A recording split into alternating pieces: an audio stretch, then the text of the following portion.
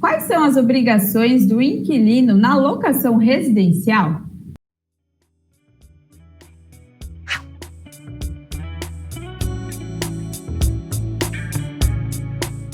Oiê, eu sou a Tainara, eu faço parte aqui da equipe de marketing do Grupo SP Imóvel. Estou novamente com o Marcel de Toledo, nosso diretor de marketing, também aqui do nosso portal, do grupo, de portais do SP Imóvel, que ele já foi, durante anos e anos, advogado especialista ali no ramo imobiliário, atuou como advogado, além de também ter sido proprietário de uma corretora de imóveis, de uma imobiliária. Então, Marcel, obrigada aí mais uma vez aqui, conversando comigo, tirando as nossas dúvidas.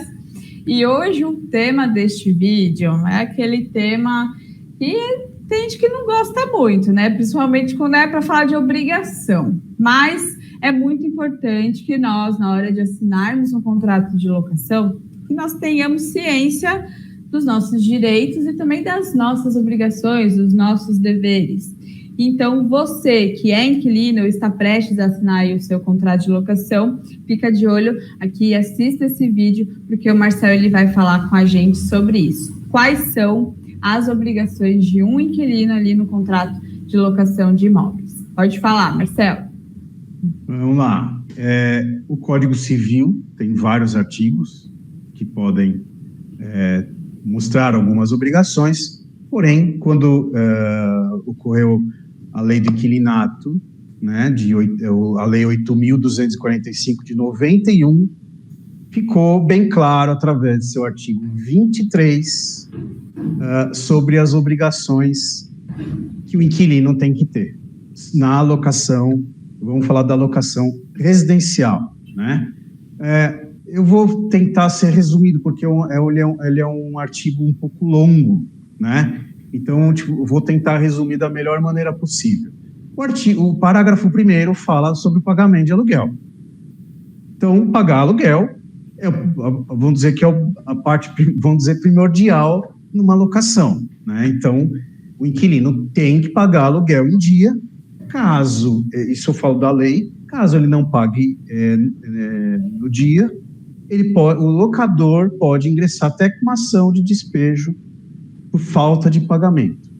E também gostaria até de aumentar essa questão de despejo, Tudo que é quebra de contrato é despejo. Nem sempre é despejo por falta de pagamento. Por falta de pagamento é por não pagar.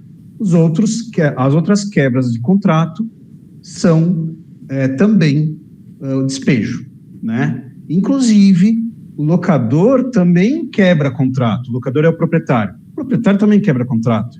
E inquilino, quando se sente lesado, ele pode sair do imóvel sem ter que pagar multa, sem ter que pagar nada, inclusive pedir indenização por várias coisas.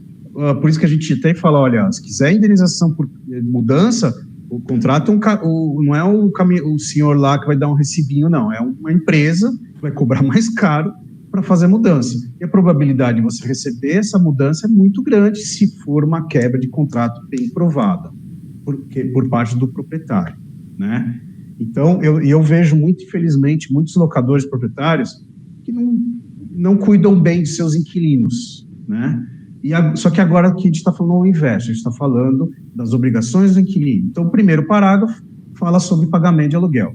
O segundo, esse segundo e o terceiro, eu vou falar um no seguido do outro, que são obrigações importantes também.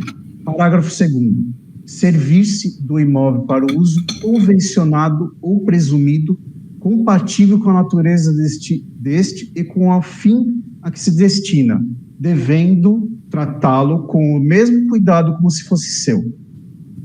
Parágrafo 3º, restituir o imóvel, fim da locação no estado em que recebeu, salvo as deteriorações decorrentes do uso normal. Então, vamos lá.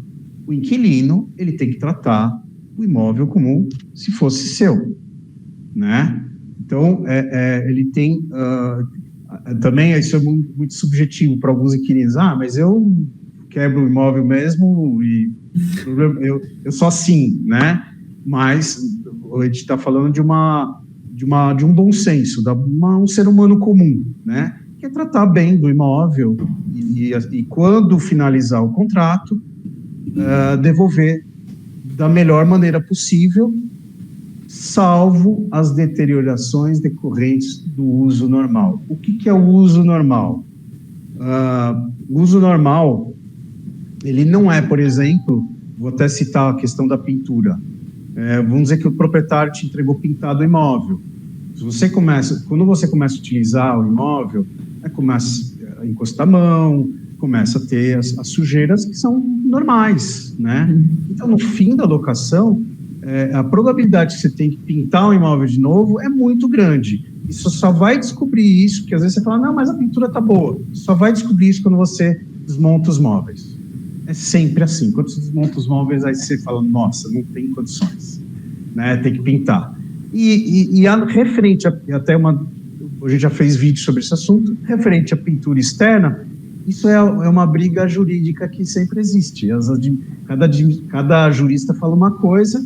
Eu entendo que se o inquilino cuidou bem do imóvel, não deixou, por exemplo, não bateu o carro, o automóvel na parede, o filho não jogou bola na parede, ou seja, houve um desgaste de chuva, de vento, uma situação normal, na minha opinião, a pintura é por conta do proprietário, do locador.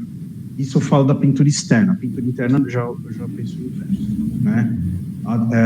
E aí, eu vou ler agora o parágrafo 4º. Levar imediatamente ao conhecimento do locador o surgimento de qualquer dano ou defeito cuja reparação a esse incumba, bem como as eventuais turbações de terceiro. Vamos lá. Vamos supor que apareceu uma infiltração. Aí você, o inquilino, fala, deixa assim, né? Estou dando um exemplo, não estou dizendo que né? Deixa vazar, não tem problema. Essa infiltração vai aumentando e começa a danificar o piso. Aí começa a estufar a parede, né? O reboco, né, que a gente fala, começa a estufar a parede. Quando finaliza a locação e o locador, ou seja, o proprietário, ou seja, ele entregou tudo bonitinho, não tem a infiltração, não tinha nada. E aí ele vê aquilo, tudo, a parede toda danificada, o piso já danificado, ele pode pedir indenização para o inquilino, porque ele não avisou. Então, mesmo, vamos supor que você avise o locador, tendo a infiltração, você avisa o locador, e o locador não faz nada, e você também não se incomoda, e deixa. Tudo bem. Entendeu? Você fez a sua parte em comunicar, sua parte de avisar. né? Fez sua parte de avisar. Né? Você não se incomodou com aquilo e deixou. Apesar que é uma obrigação, vai ver de quem é a obrigação referente àquela infiltração. Aquilo pode ser uma calha entupida. Aí de quem? Aí essa calha está entupida desde quando? Né? Se for há muito tempo, se a calha já deveria ter sido logo no começo da locação, entupiu a calha, é por conta do locador, sem dúvida nenhuma, né? E aí se deixou essa infiltração, foi piorando, que a calha ficou mais entupida ainda, foi infiltrando, estragou a parede, estragou o teto, estragou tudo. Não, aí o inquilino ele pode acabar tendo que responder por isso, por esses danos, tá? Sobre isso. Agora, parágrafo 5º. Realizar a imediata reparação dos danos verificados no imóvel ou suas instalações provocadas por si, seus dependentes, familiares, visitantes ou prepostos. Ou seja, se você danificou o imóvel, o inquilino danificou o imóvel, tente reparar o mais rápido possível.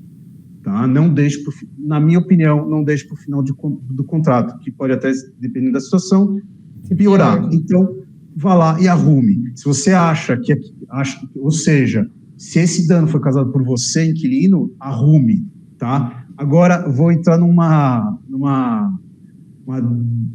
discussão jurídica absurda, tá? Vamos supor que entrou um ladrão. Um ladrão entrou, danificou o portão, tá? Danificou feio o portão, quebrou o portão. É reparação do inquilino ou é do proprietário? É uma dúvida jurídica absurda até hoje, tá? Que isso é danos feitos por terceiros, né? Nada impede. Quando eu dei um exemplo de um ladrão, mas pode ser um raio, sim, pode ser um vento, né? Então, e aí a gente fala do uso normal. O vento acontece, então é o locador que tem que arrumar? Depende. Aí vai da interpretação de cada um, tá? E de cada juiz. Tem juiz que interpreta de um lado, tem juiz que interpreta do outro. Então é uma questão muito delicada, muito perigosa, mas na minha opinião, se for uma coisa grande,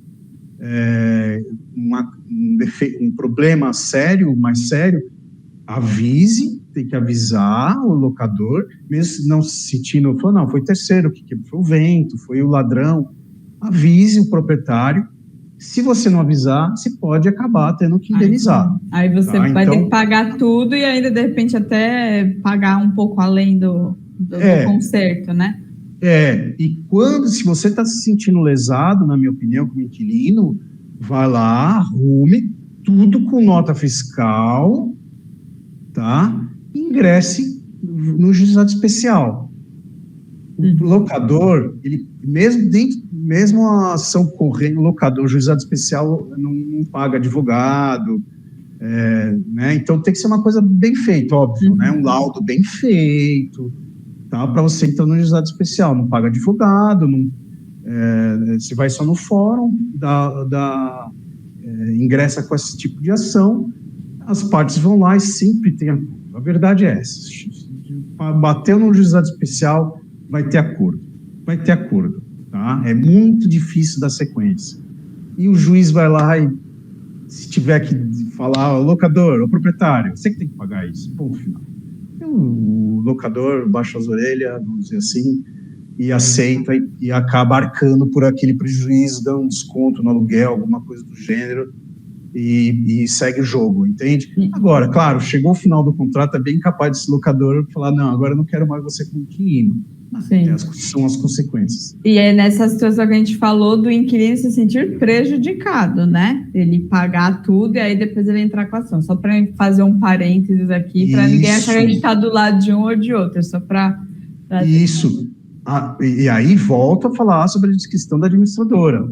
A administradora tem um papel fundamental, ela serve desse papel entre aspas, de juiz, de intermediador. Sim. Né? Ela chega às vezes para o locador e fala, locador, tem que pagar.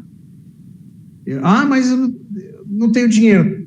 Inquilino, eu fiz um acordo com o inquilino vai dividir. Descontado o aluguel, o inquilino vai pagar o conserto, você está sem dinheiro, tudo bem, então vamos descontar R$200 por mês, você está chutando, tá?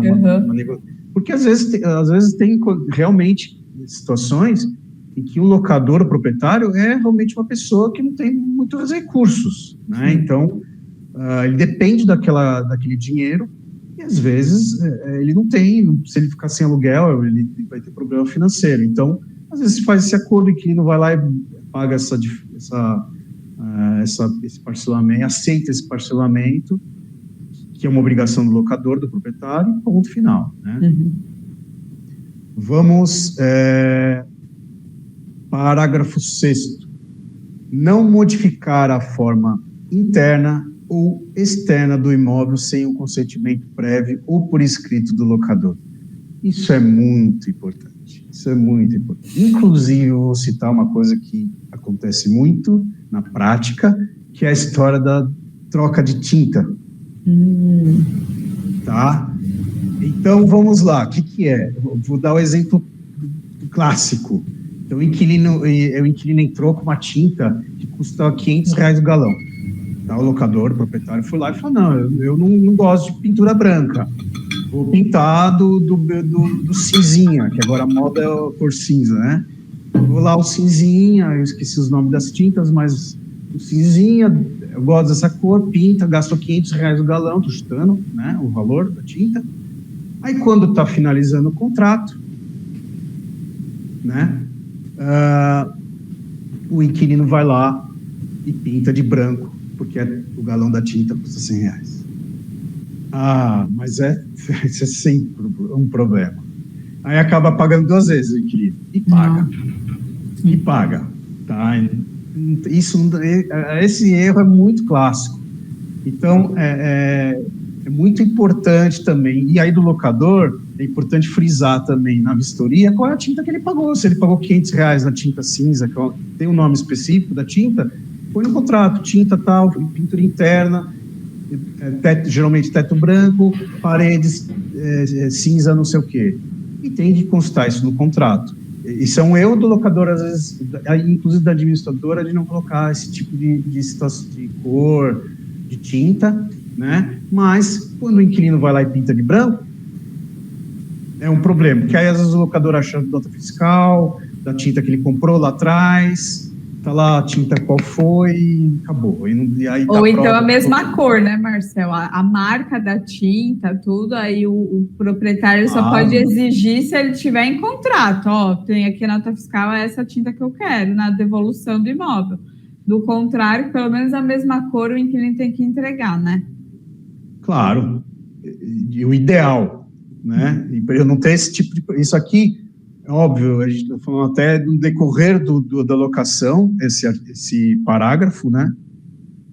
Mas eu estou dizendo que ele se encaixa nesse parágrafo sobre referente a essa questão da pintura aí, né? Mesmo no final do contrato, né? Mesmo no final do contrato, porque ele mudou a forma como era o imóvel, né? E aí, óbvio, entra a questão de parede, entra a questão de instalação de ar-condicionado. E até melhoria para o imóvel, né? O inquilino ele tem que falar com o proprietário, ele não pode fazer da cabeça dele porque ele quer daquela forma, ou até mesmo contando com ressarcimento depois, porque tem que ser tudo comunicado, então, né? Nem por sonho, né? Nem por sonho. Então, e aí e geralmente os contratos de locação, eles falam muito sobre esse assunto, e ficam benfeitoristas incorporados no imóvel. Aí eu já até fiz um vídeo sobre essas questões, não sei se, né, sobre benfeitoria, que tem locutuária, necessários e úteis. É uma discussão longa, que não vale a pena aqui, mas é importante. Informa aquilo que vai mudar. Faça, na minha opinião, eu gosto muito do e-mail, tá? Eu acho que o e-mail é a melhor prova. Todas as ações que eu entrei, não me lembro que eu tive problema com a questão de provas por e-mail, né? Todo mundo são sempre muito aceitas, inclusive pelo judiciário. Então, faça um e-mail, estou querendo mudar a cor da parede, não sei o quê, tudo bem? O que pode ser que aconteça? Vai responder assim, pode alterar, só que você vai ter que devolver com a mesma cor. Então, ponto, você está ciente. O inquilino está ciente que tem que voltar para a mesma cor. E às vezes até um detalhe, quando você até falar na prática, você pinta numa parede mais escura, para você voltar aquela outra cor novamente, aí é um problema. Umas 5, 6 demão. Então, já abraço, né? E nesse pensa bem se vale a pena, né? Às vezes fazer a mudança que você deseja com o inquilino, porque o imóvel não é seu. Sim. Né? E, Marcel, só nessa parte de e-mail, aí você já vai para o outro. Quando você comunica o proprietário, você precisa do aceite do proprietário para você ter como prova que você comunicou, que você teve o aval, ou não? É só de você já ter mandado e-mail.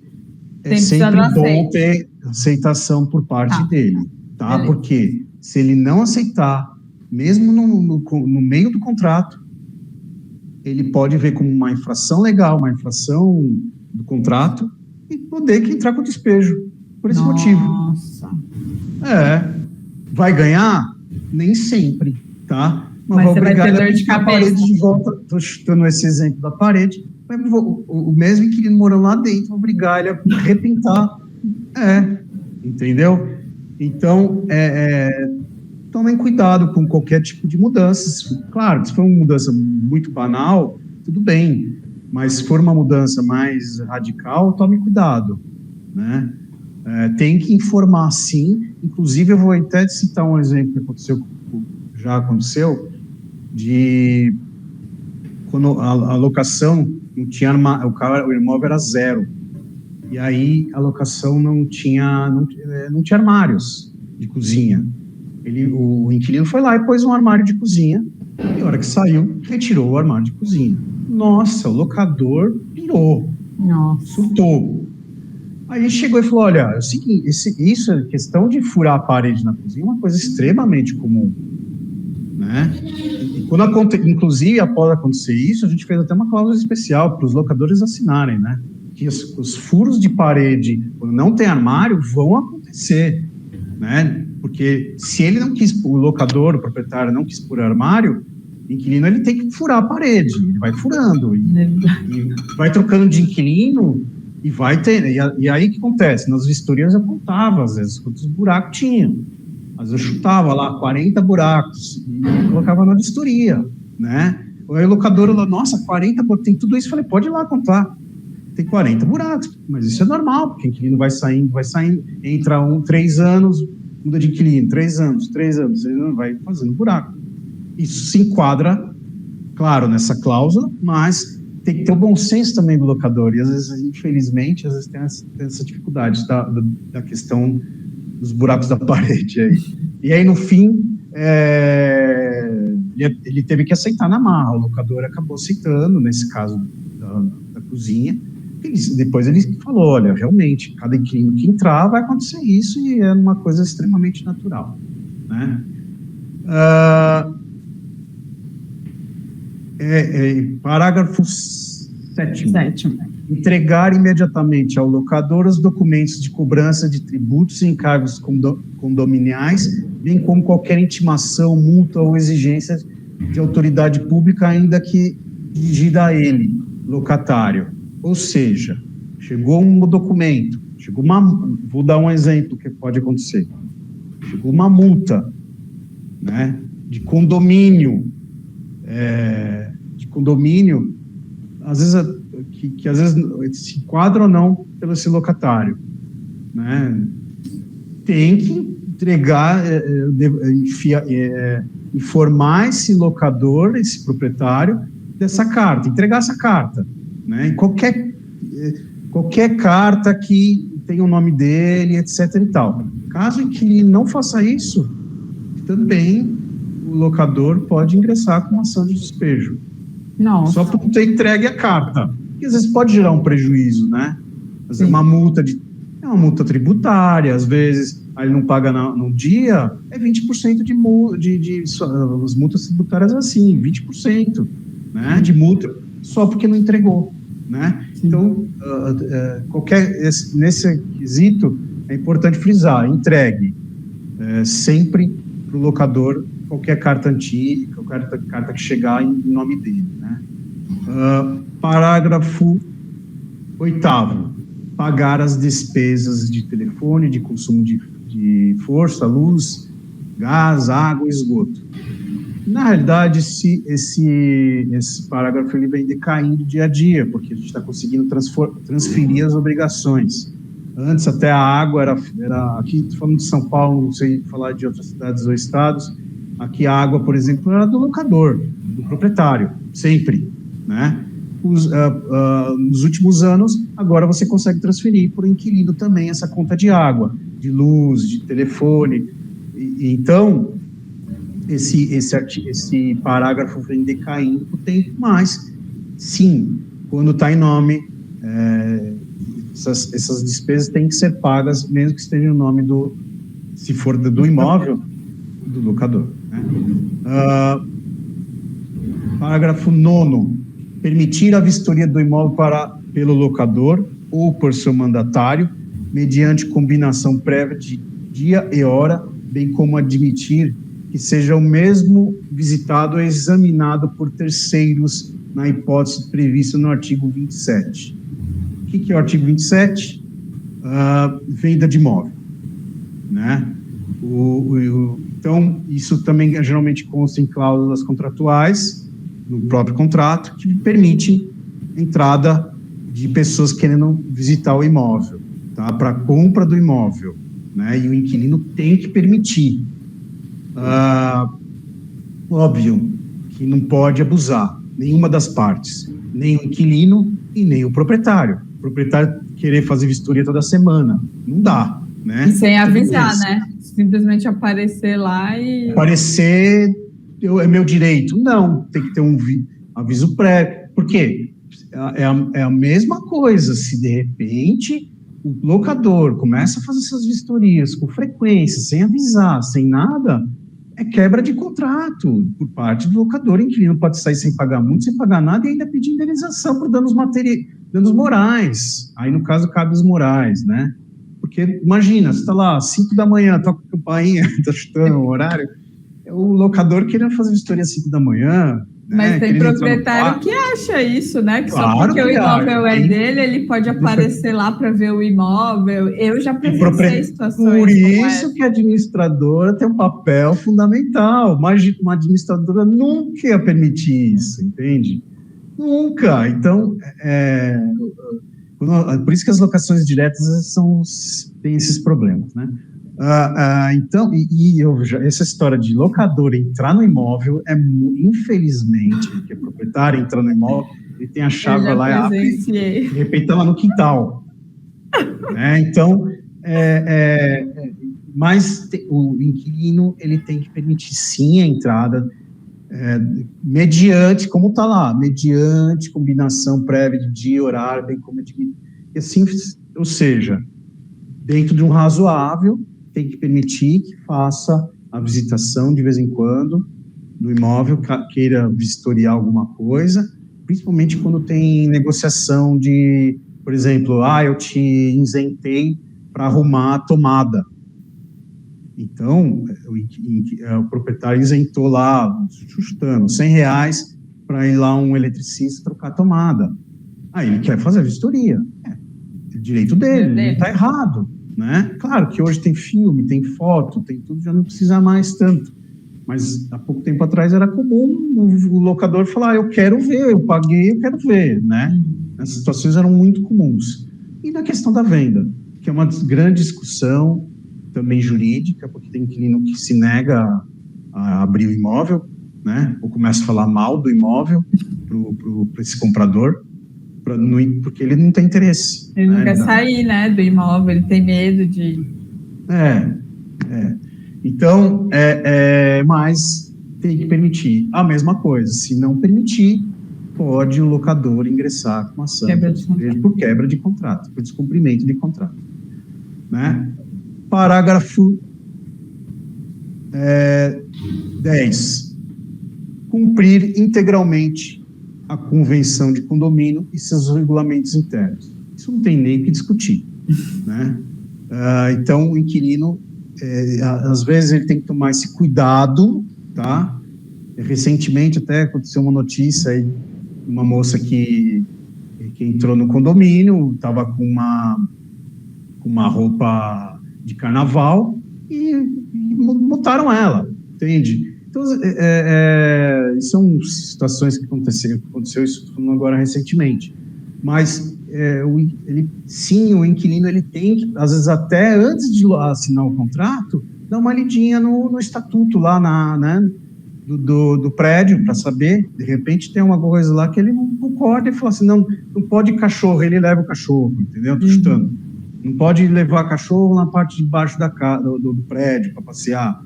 E ele estava acostumado a fazer isso. E ele não vai poder mais, porque ele tem que respeitar o estatuto desse prédio que ele alugou, desse apartamento que ele alugou, desse condomínio que ele alugou, né?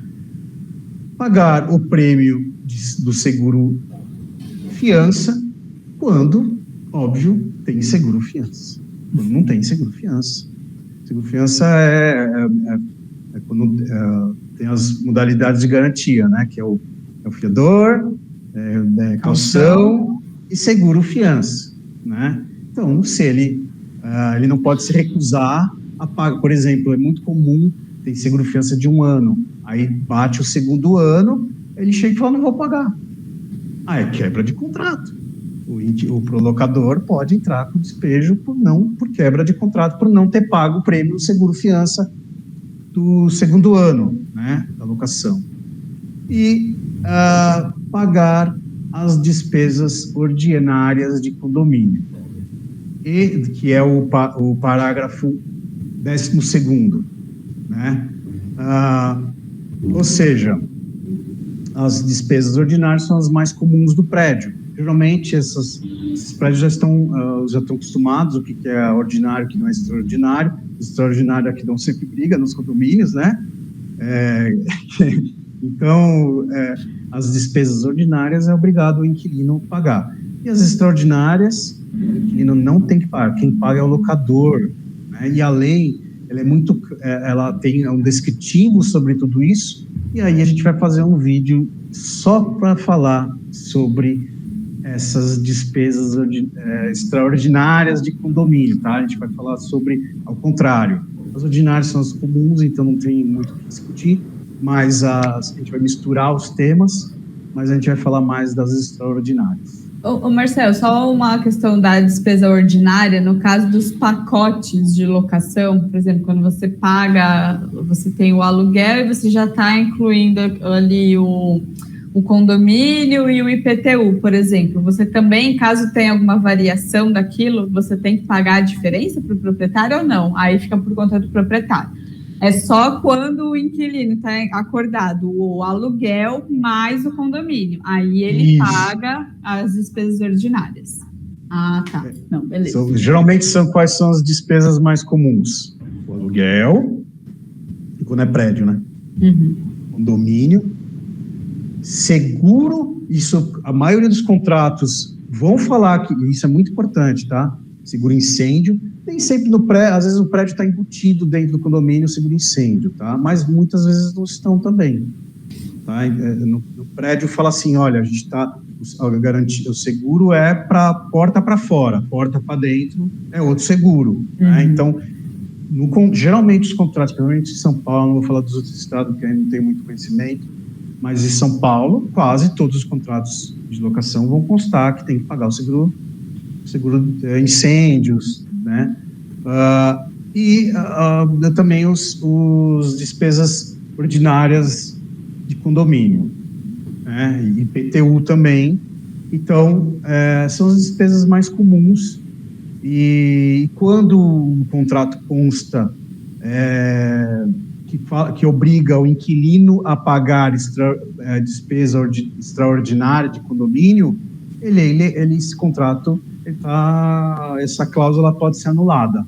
Essa cláusula em específico, que conste no contrato, ela pode ser anulada, tá? Que aí a gente vai falar no próximo vídeo. Ele é um pouco mais, senão vai ficar muito extenso, já está extenso. Sim, né? Sim. É muito assunto, né, Marcelo? Muito assunto, né? Bom, Marcelo, obrigada aí. Aqui, como a gente falou, tá um vídeo grande, tá um vídeo longo, porém tá bem esclarecedor. Obrigada mais uma vez aí pela sua parceria, estar aqui conversando com a gente. E olha, caso você esteja aí na situação que está procurando um novo imóvel para você, que você quer alugar, saiba que lá no nosso portal tem vários imóveis bem bacanas disponíveis esperando por você. Agora, caso você esteja lá do outro lado da moeda, você é o proprietário e quer anunciar o seu imóvel, você também pode anunciá-lo sem custo nenhum, com bastante segurança também através do nosso portal. Está aparecendo agora um vídeo onde eu já expliquei como funciona todo esse processo, certo? E nós vamos ficando por aqui. Muito obrigada pela sua companhia, pela sua participação, Marcelo, e até mais. Um beijo. Até mais, Tainá. Até o próximo vídeo. Tchau.